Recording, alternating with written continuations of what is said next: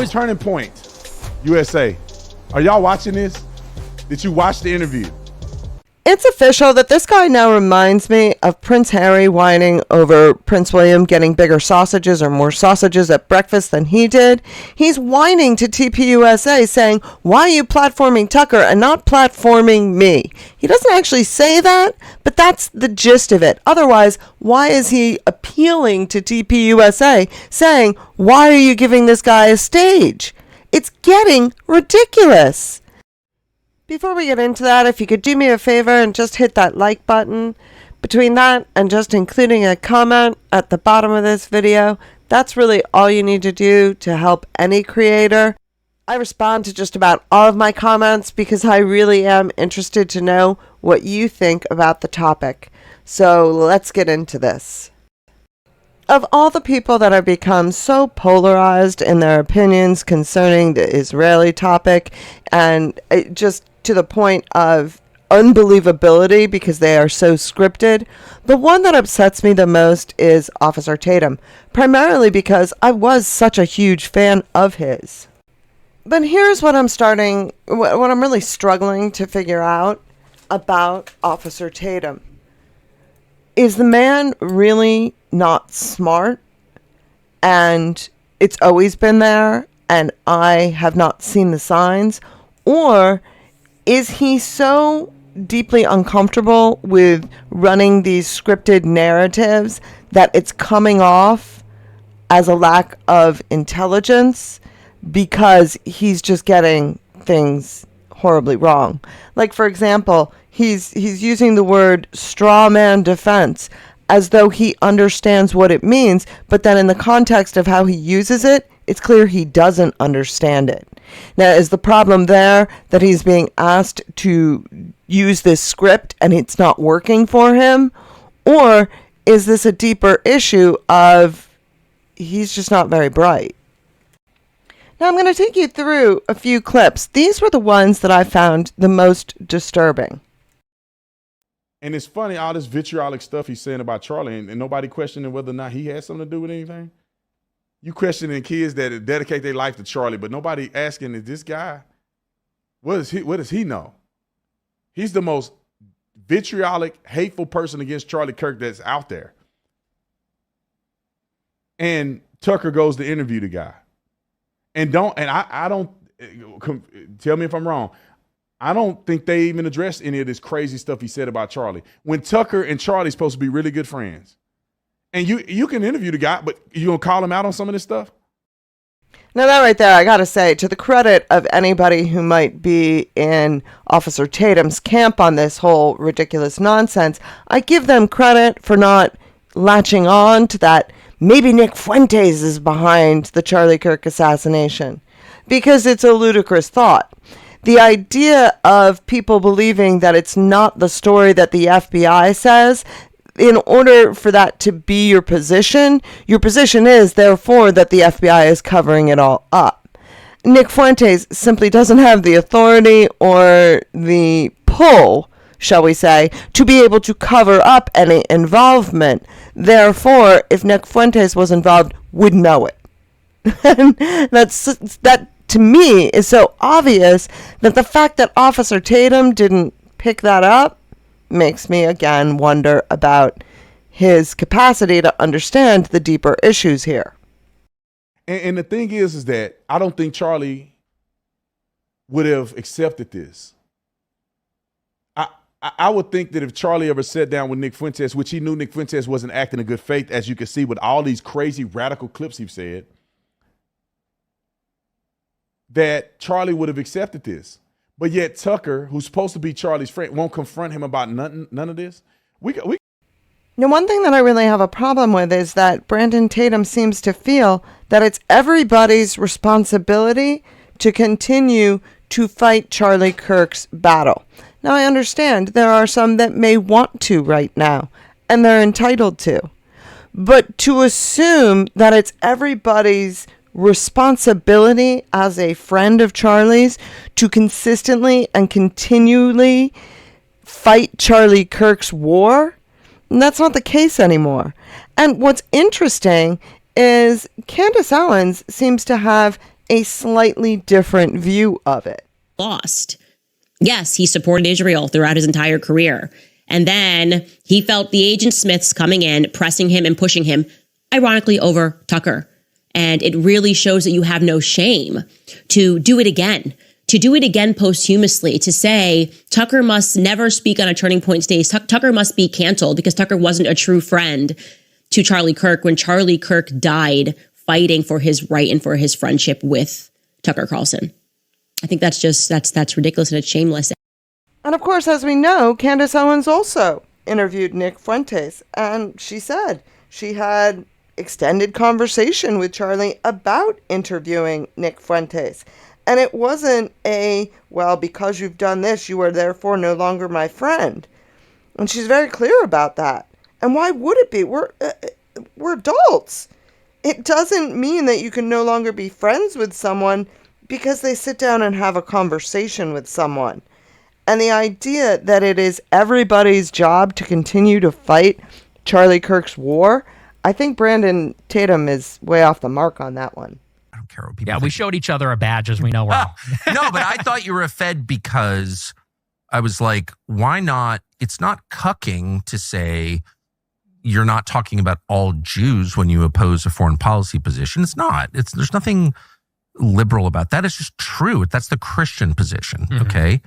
And two, why are you attacking like the best people and not the worst people? Well, yeah. I mean, again, he disavowed me for my views on Israel and said I talk too much about white people and Christianity. And to me, that's like a sincere ideological disagreement. I get it. And, same thing with Marjorie. Marjorie fired my guy. She disavowed me. And, and you worked with Blumenthal on that article, but you called me on the phone and we talked. Yeah, I mean, I was like, what? From my perspective, this is all so stupid and inside baseball and whatever, but for the record, I was like, first of all, who is this kid?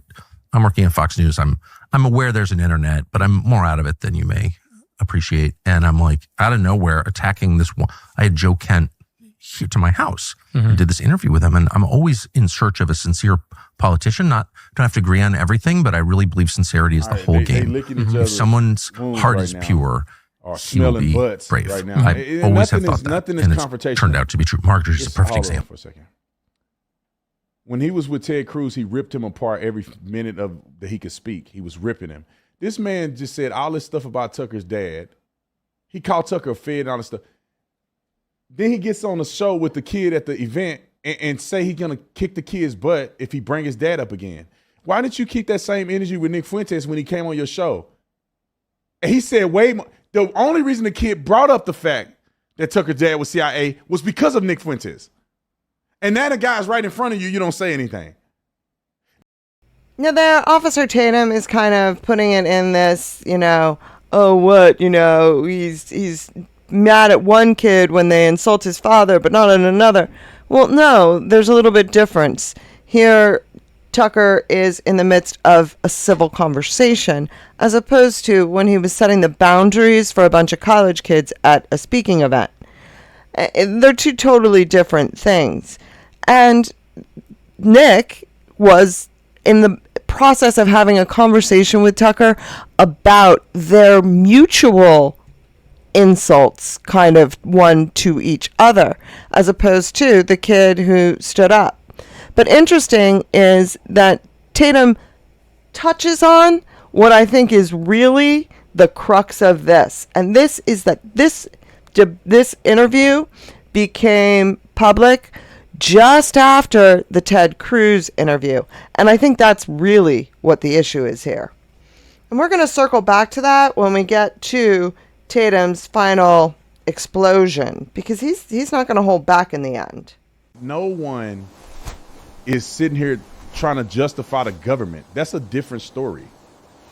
I don't agree with everything the Israeli government does. Nobody does. Nobody, you ain't never heard me say, they perfect. The Israeli government is sent from God. Nobody says that. But what they do is they try to conflate that with anti-Semitism to try to say that you're saying something you're not saying. I don't believe in transgenderism and all this, abortions and all this other stuff. Yeah, the Israeli government believes in that, just like our stupid government does. The government, God is bigger than the government. The promises of God supersede government entities. What are you saying? The existence of Israel is the point that I care about. The existence of them being sovereign and having their own nation that was promised to them by the scriptures I just read. That's where I hold the ground to. But these idiots, like Tucker, they just hate Jews. And he bring on that little weenie that come on there and just bash Jews, bash Charlie on a day-to-day basis.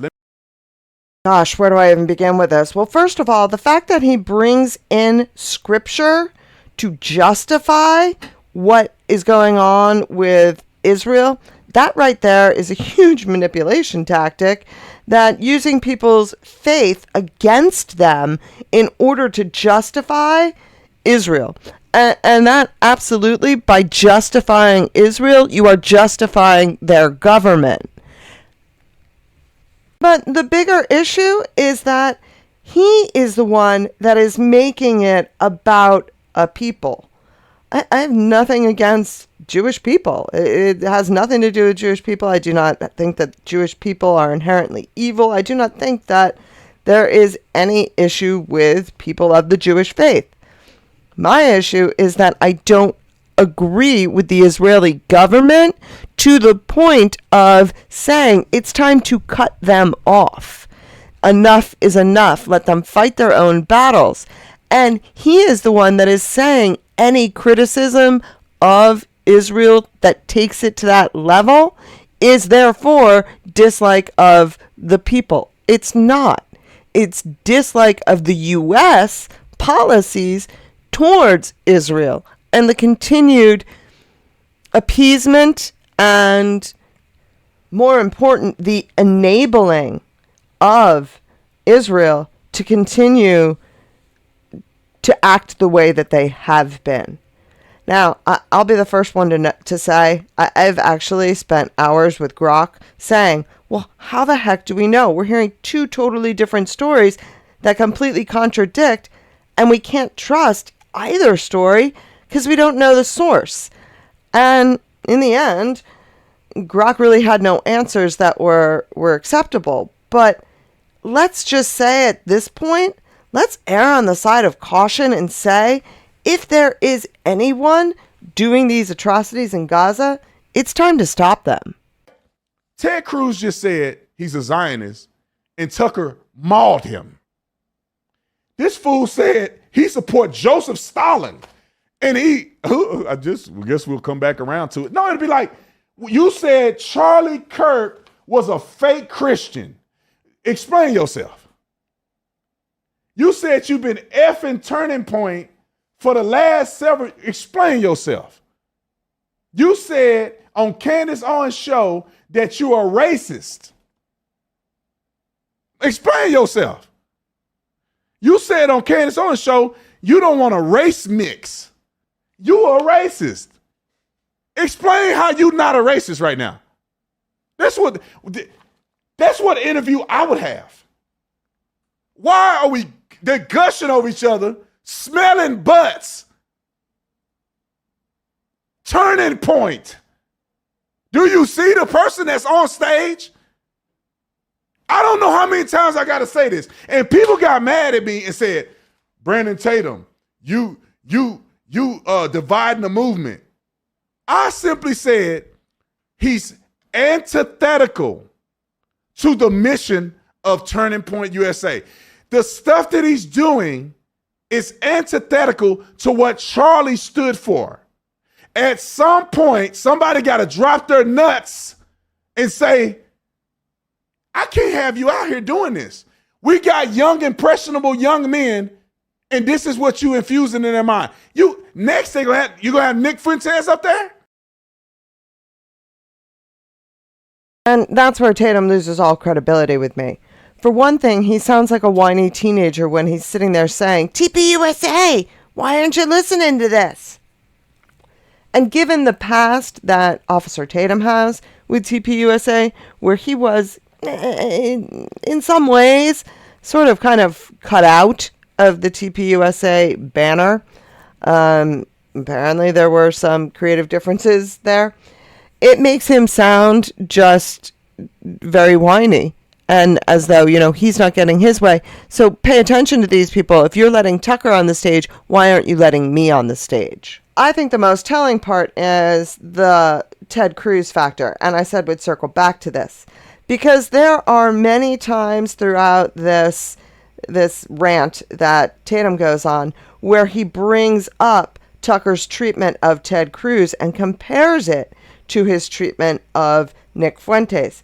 And as though that justifies anything that Brandon Tatum says about Tucker's interview with Nick Fuentes. It's as though Ted Cruz behind the scenes is very much so incensed that he was, quite honestly, humiliated by Tucker Carlson, and everybody is out there trying to defend his honor. I mean, the man showed very poorly. He didn't have answers that he should have had. Now, the thing is, it is as though they believe that it's Tucker that got that interview to be so heated, the one with Ted Cruz. He didn't. It was Ted that ratcheted it up. So when Tatum says that, why didn't Tucker get all nasty with Nick Fuentes? Well, the answer is because Nick Fuentes didn't get nasty with Tucker. And since he didn't, there's no reason for that interview to have gotten any more heated. Ted did get heated with Tucker, and so the interview in general did. I mean, it goes back to that very line where Ted says, well, if you want, we can do a deep dive. And Tucker says, no, I want to do a shallow dive. From that point on, that interview was contentious. And that was because Ted took it that way. Now, they have also been trying to do that with the Marjorie Taylor Greene interview, but they're not able to. And the reason is Marjorie Taylor Greene is no Nick Fuentes. Okay, he's been banned on platforms. He's said off-the-wall things that are reprehensible. Marjorie Taylor Greene has not. She is the sane version of Nick Fuentes. And so, as a result, they can't really say a lot comparing the Marjorie Taylor Greene and the Ted Cruz interview. But that doesn't mean that they aren't trying to discredit her in different ways. They are just not able to discredit the interview between her and Tucker Carlson. But it's very telling to me. They're giving away their hand a lot faster than they should be. It's making it obvious exactly what it is that the problems are in their own arguments by the way that they are going after Tucker Carlson about an interview with a kid. You're afraid of a kid? Well, clearly they are. And that's very telling.